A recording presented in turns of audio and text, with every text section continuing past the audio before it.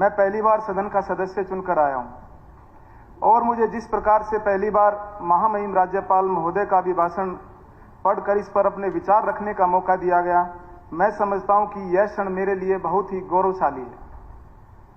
महामहिम राज्यपाल महोदय ने अपने अभिभाषण में जो काम किए गए तथा जो काम आने वाले समय में करने हैं, उन सभी विषयों को अपने अभिभाषण के माध्यम से बताने का काम किया है।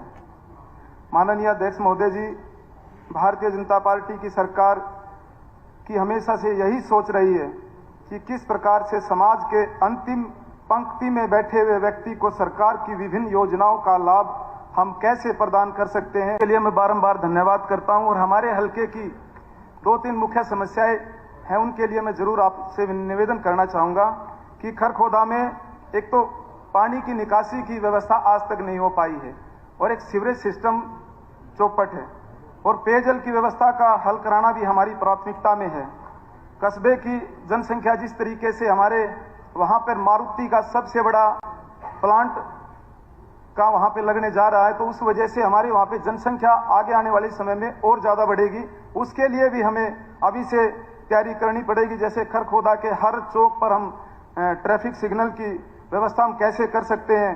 और हमारे एक लंबे समय से एक मांग है कन्या कॉलेज की, हमारे वहां पर उस कन्या कॉलेज को प्राइवेट से बदलकर उसको सरकारी मान्यता हम कैसे दे सकते हैं, इसलिए मैं आपसे निवेदन करता हूं। और एक हमारा रोड है खरखोदा से औचंदी बॉर्डर तक, उसका नवीनीकरण का भी काम है और उसको चौड़ा करने का भी काम है। और लगभग ये हमारे हल्के में ककरोई गांव है और ककरोई गांव से वो रास्ता हमारा सोनीपत तक जाता है और लगभग उसमें 25 गांव उससे कनेक्ट हैं, तो वो रास्ता भी वहां पे खराब है।